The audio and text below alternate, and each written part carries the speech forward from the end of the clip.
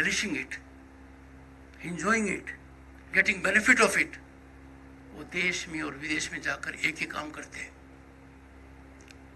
to run down our institutions, to taint, tarnish and demean our institutions. You can't be silent spectators.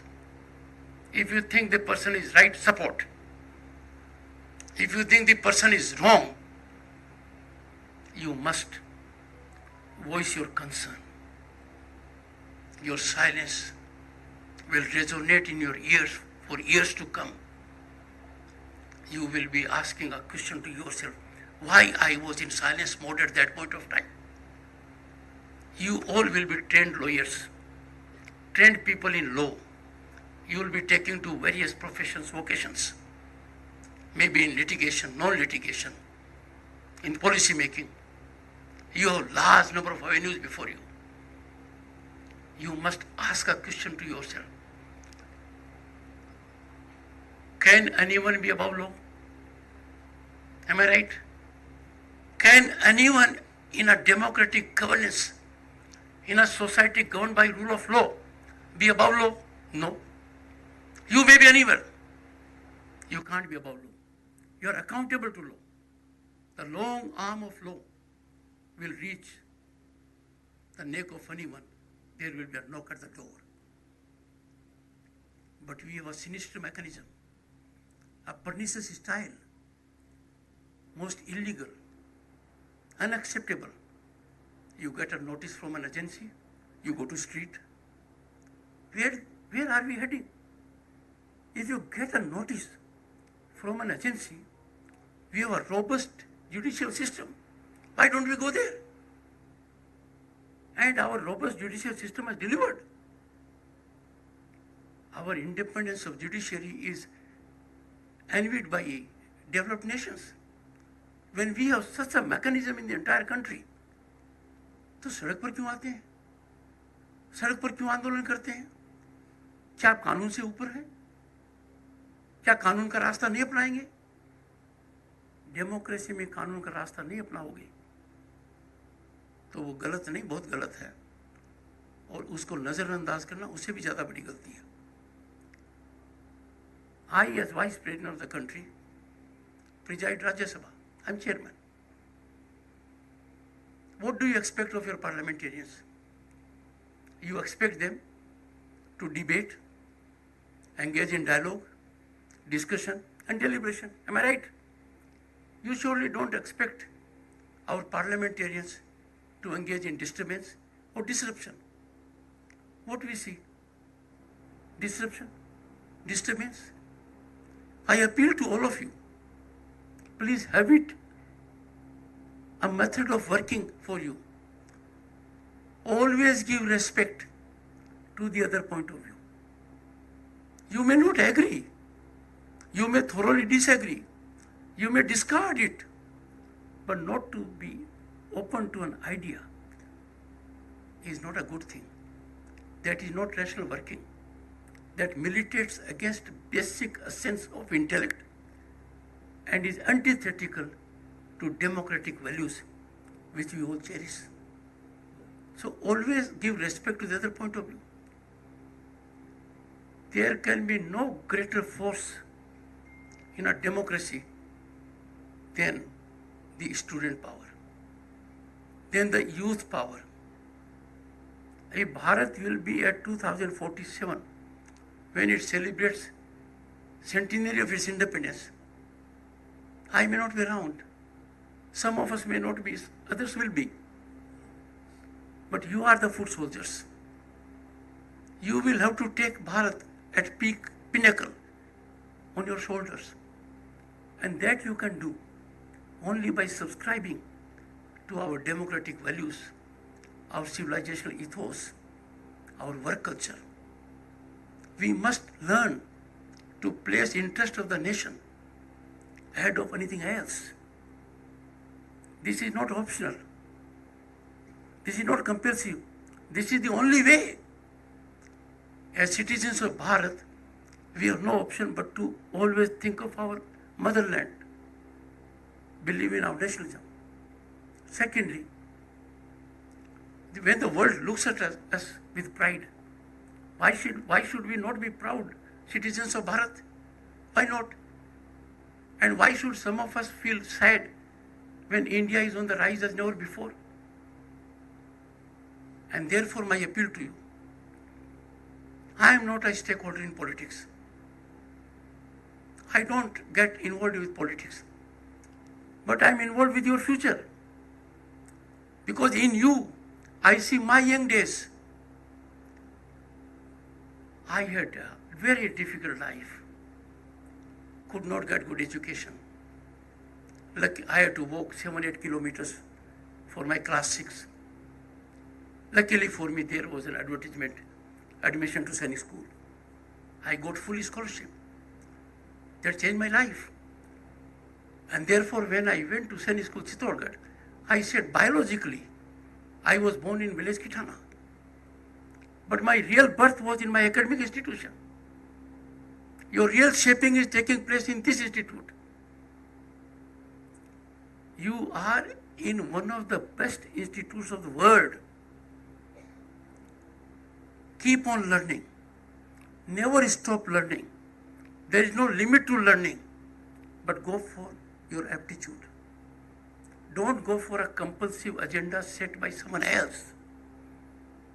Gone are the days you are lucky. बच्चा जन्मेगा, बच्ची जन्मेगी, माँ बाप तय करते थे doctor बनेगा, engineer बनेगा, IAS बनेगा, IPS बनेगा. अब नहीं है. You have full freedom. People quite often quote what will happen if Sachin Tendulkar were to become an engineer. He would have never. Or play hockey. You have to go for your own aptitude, and that you must. There are certain challenges which we are facing in the country. I am appealing to you because you are in the premium intellectual category of this nation. Your intellectual level is very high.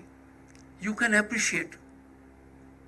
When India is on the rise, when something important is taking place in our country, when the World Bank president is telling us what India has done in 6 years in digital work can't be attained in 47 years.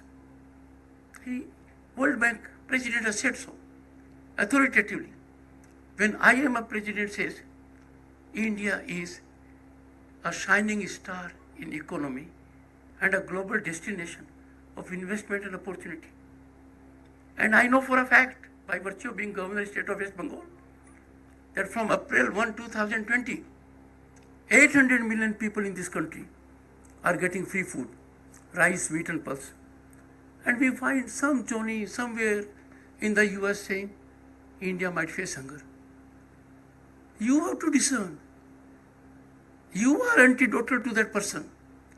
You have to neutralize anti-Bharat narratives. We cannot allow people to shame us for no reason. If you don't speak out, if the most premium intellectual category does not speak out, then the progress of the nation will be impeded. And that should never happen. I am sure that will not happen. I can keep on going, but Supreme Court on Monday and Friday, SLP days, you know it? I'm not saying it seriously, but people comment that in 2-3 minutes, no one knows what has happened, either dismissed or notice issued. But on Tuesday, Wednesday, Thursday, your real mettle is tested. Your spinal strength is tested. I beseech all of you to have hunger for knowledge. You must excel in your subject. You must be innovative. We have 3 legislations coming in Parliament. Very important legislations. They decide our criminal jurisprudence, our civil code, and our evidence laws. They are before a committee which is headed by a member of Rajya Sabha, appointed by me. I will expect all of you to read those 3 legislations, carefully go through them, brainstorm amongst themselves, have group discussion. आखिर मैं तो हूं ना, मेरे तक पहुंच सकते हो. आपको एक किस्सा बताता हूं, क्योंकि आप रिएक्ट नहीं कर रहे हो तो रिएक्शन मोड में लाऊंगा. बंगाल के अंदर we had enormously talented chief minister Mamata ji. तो ममता जी ने एक पोस्टर लगवाया, मैं हूं ना. अच्छा पोस्टर था. पता नहीं मेरे दिमाग में क्या फितूर आया, मैंने साहब मैं भी तो गवर्नर हूं. तो मैंने कहा मैं भी हूं ना. मैं भी हूं ना कैचअप कर गया साहब.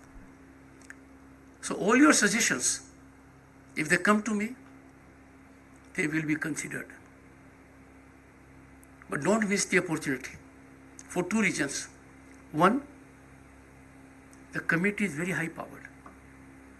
They do a lot of good work. It is of very talented people. So please examine those bills. I will ensure that the Honorable Vice Chancellor gets those bills as referred to the Joint Parliamentary Committee within the next 2 days. One, an institution can grow only when it is in synergic contact with other institutions, when it thinks beyond itself, when there is connectivity all around. So I am President of Indian Council of World Affairs. I announce here in a month's time, within a month, वकीलों के सामने हूँ ना, future lawyers के सामने हूँ, law graduates के सामने हूँ. So I must have the outer limit of time. Within 30 days, MOU will be executed between NLU Jodhpur and Indian Council of World Affairs. And that will make available you an opportunity to see beyond the country. And Madam Vice Chancellor is here. The lady heading Indian Council of World Affairs is a very senior, retired Indian Foreign Service officer, 1985 batch. And I'm sure she will do justice. और अब तो कमाल है, Parliament has cleared Women Empowerment Bill. The two ladies together will be 1 + 1, 11, not 2. I have no doubt about it.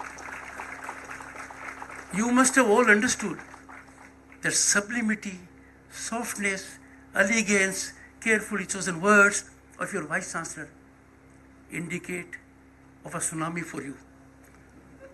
I can tell you she will be a very, very tough Vice Chancellor. And a tough Vice Chancellor is one, a tough faculty member is one, whom you lament while you are in the institute, but you express your gratefulness all your life thereafter. So they will make your life.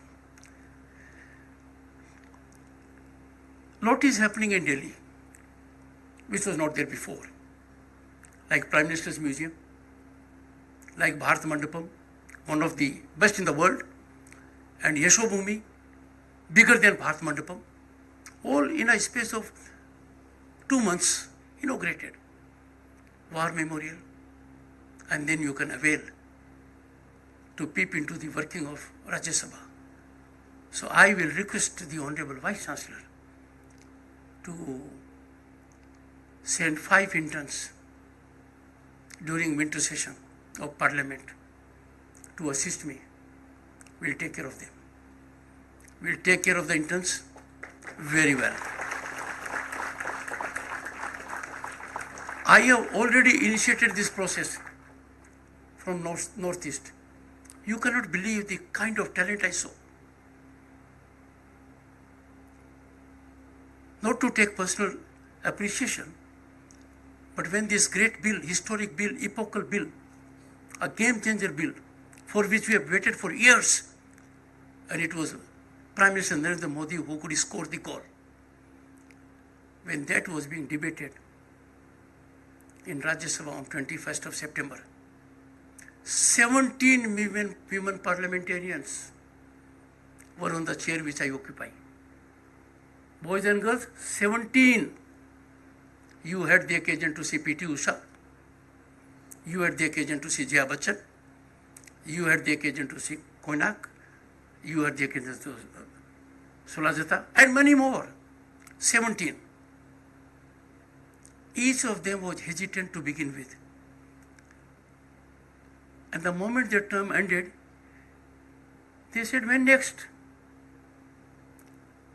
They were in full command and control. So never fear failure, what I said earlier. I'll take some questions, make them very tough. I'm used to taking tough questions.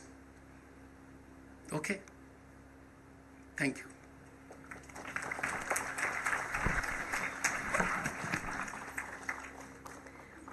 Thank you, sir, for those sagacious